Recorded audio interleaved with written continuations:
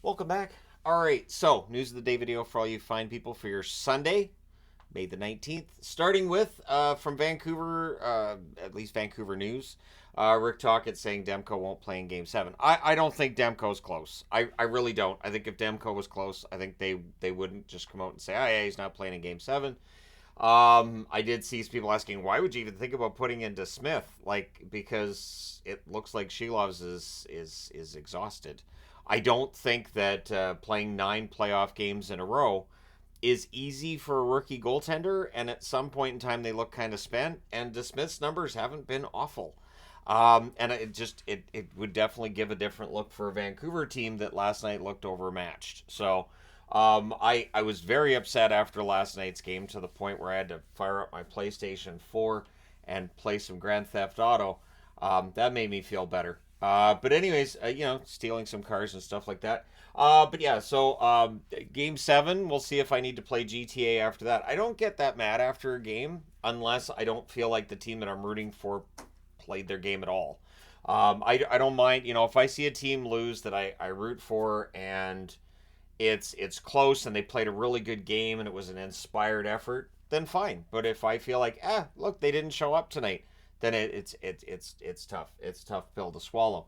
But we'll come back to that a little bit too later on in the video. This was announced yesterday. Sasha Barkov wins the Selke Trophy. It is weird seeing the award winners being just announced. I find that odd.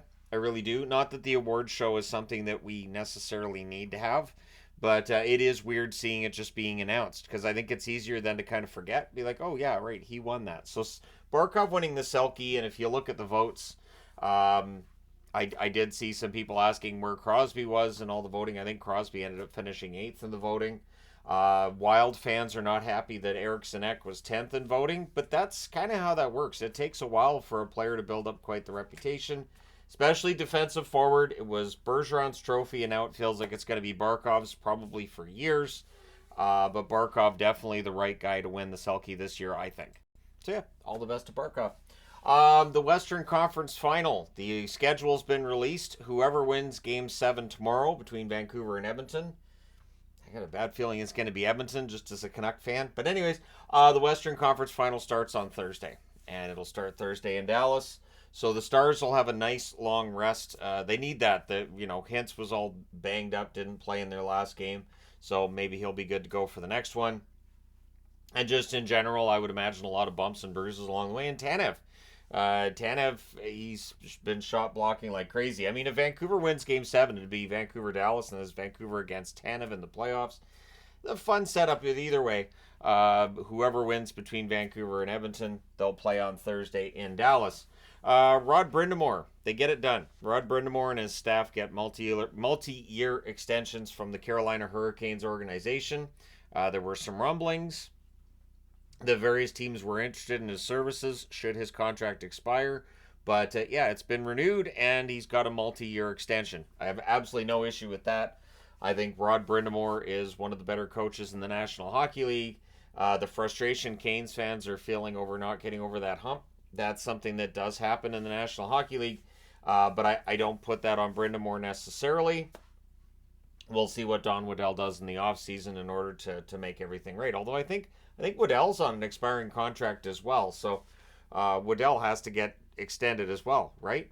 We'll see what happens there. So there's a lot of talk this morning on social media about Matvei Michkov. Is Michkov coming over to North America? I will not put this in the title of the video because I don't want somebody coming back later and going, this is just clickbait.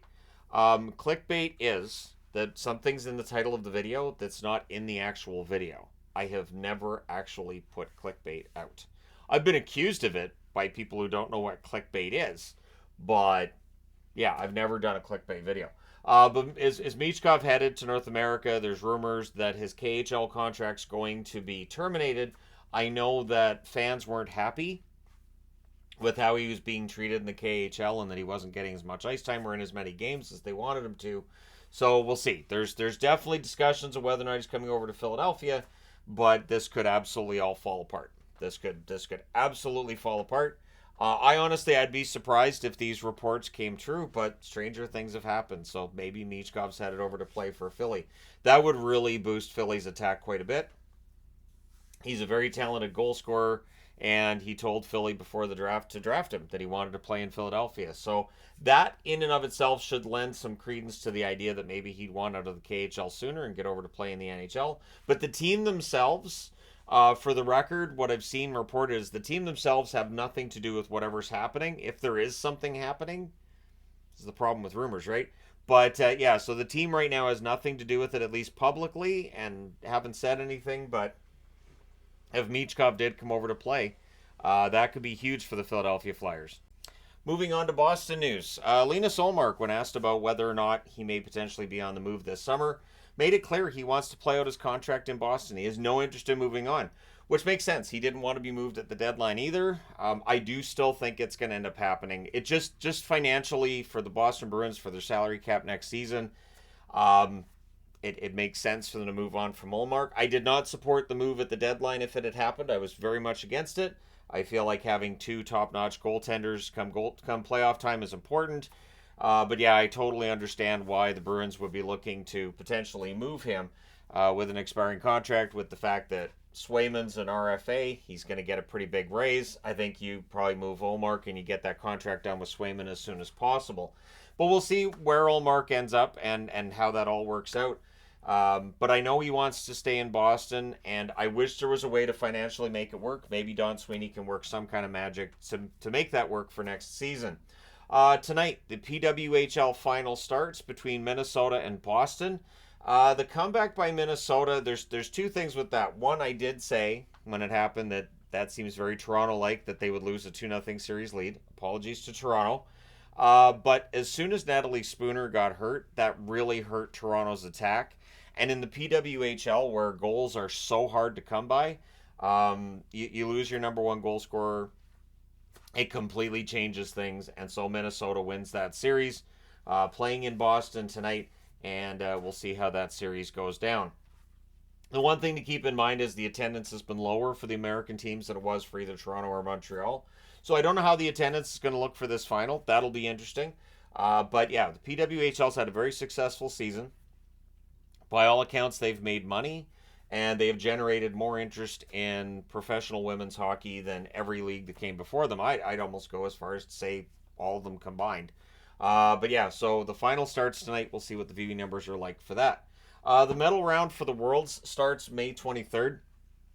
So I've seen a lot of comments about, why aren't you reporting on the Worlds? Because I just don't.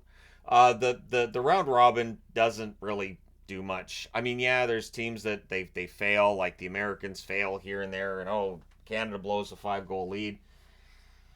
I don't really pay much attention until the medal round. Medal round's where I pay more attention. That starts May 23rd. It is to the fact that a lot of players will opt out. There are a lot of players still playing in the NHL playoffs who would clearly be playing for teams that are playing in the Worlds. It just, I don't feel like it's truly a best on best, and because it overlaps with the playoffs as it does, the one year that I tried really following it as well as the playoffs, I just found that my entire day was eaten up with watching hockey games. And then the views for the videos I did on the Worlds just weren't there. There just wasn't the interest. So I know there are people who are very, very interested in what goes on at the Worlds. And again, when we get to the medal round, I'll talk about that. So that starts on May the 23rd. The round robin is over on the 21st. But yeah. I really haven't been watching it or paying much attention, and that's a tradition that goes back to, I want to say, the 80s.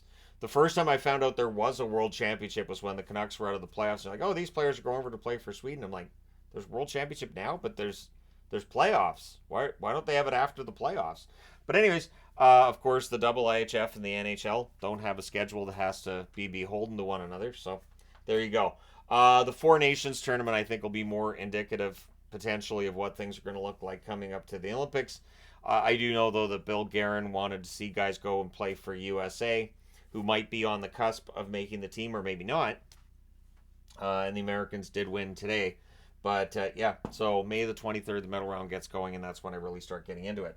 So last night, I did see a couple of comments. I answered one, how can he wear an Oilers jersey? He's a Canuck fan. Because the Oilers won. If I stand in front of this whiteboard, or any whiteboard, and I wear the losing team's jersey because I cheer for them, that goes against what I've done for the last 7 years. and I'm not going to start now. So if the Oilers win Game 7, I'll throw on an Oilers jersey. Was I mad? Absolutely. Like I said, I needed to go play some GTA after just to kind of, take the edge off. But it's just how it is. I wear the winning team's jersey. When I do previews, I usually wear the jersey of the team I think should win the game that night. The previews are going to be very different next year from what they've been. I'm not doing daily previews anymore. The reviews are going to be a little bit different than where they've been over the last year or two. I did a video on that, of course. Well, the last, 5, 6 years I've been doing the reviews. So the reviews won't necessarily get shorter, but there's going to be different info in them, and just it'll make it easier for me on really, really busy nights. But again, at the end of any given night, when I do a review, I wear a jersey of the team that won that night. And I try to make sure I'm rotating through every team's jerseys as much as possible. So I'm not necessarily going to wear a jersey of Boston's, Dallas's, or Vancouver's just because they won a big game. I might be like, all right, well, I wore them 2 days ago, so now I'm going to wear Buffalo because Buffalo got a big win tonight, or maybe the Islanders got a win tonight, so I'm going to wear Islanders. So, yeah, it is interesting to me every time that we get to playoffs and I do see those comments of, well, he's not really a Canuck fan because he's wearing an Oiler jersey because they won. That's the rule. It's the rule I've always had, and it's something that I have to do. And for those 10 to 15 minutes that I do a review of a playoff game, I have to do my best to keep the emotional side out of it. And last night was difficult because that's probably the angriest I've been at a team in the playoffs. Period. At least for this year and maybe for the last few years, but that just made me angry because again, if a team loses a game and it's hard fought, and I'm like, yeah, they played their best game and they just didn't quite get there. Um, I'm fine with it on some level. I might still be upset, but I'm fine with it. But when they just don't make the effort, when it's just not there, and they can play a heck of a lot better, I get pretty angry. So last night made me pretty angry. But yeah, so I do wear every team's jersey. That's how that works. That's why I have all these back here. They're not just props. I genuinely wear them. And then we have the meetup going on today at 3 o'clock in Coquitlam at Hickey Park. The jerseys I wear for meetups are not the same as the ones I have on the set because I don't like risking the ones I have on the set because some of them I can't replace. So I make sure that I've got ones that have my name on the back so that I know these are meetup jerseys and I don't necessarily have to worry about it getting scuffed or marks on it or stains on it because it's a meetup jersey. It's a little different. But anyways, there you go. I hope this has cleared things up. I know there are some new subscribers to the channel who may not be aware of how things run, so there you go. But let me know your thoughts. Hit like and subscribe if you haven't done so already. And I will say this, I'll be glad when the Vancouver-Edmonton series is over because, man, some of just the back and forth between the two fan bases, I look at it and I'm like, why? Why is it so ugly and nasty? Neither of these teams have won jack squat since 1990, but you would think with the way that fan bases go back and forth with each other, these are heavyweights that have won numerous Stanley Cup championships. And it's just, anyways, that's sports fans though in general. But I've always been baffled. I did see one comment online and again on social media that was, I don't understand why Canuck fans are so cocky when they haven't won anything. That's what I said back in 2011. I did. Going into that Stanley Cup final, there were plenty of fans who were like, yeah, so we got this. We're Cup champs. And I'm like, okay. But Boston's pretty good. And I kept getting told, yeah, but they're nothing like Vancouver. And I'm like, okay, but you guys need to understand. The Bruins are see, I follow them because I'm a fan, and they're really good. Yeah, Vancouver's going to take them out easy. It'll be like 4 or 5 games. And I'm like, okay, because that's not how this works. And anyways, it's just, so I understand, and I'm not saying that all fans are like that, but I've definitely run across fans like that. And I've always kind of scratched my head and said, but this team's never won anything. So that kind of just that confidence, that bravado, I totally understand that from fan bases of teams that have won the Cup. So like Vegas, Colorado, Tampa Bay, Pittsburgh, Washington, St. Louis even. Totally get it. I absolutely get it. But when a team's never won that championship and you still got fans like, yeah, no, we're clearly the best.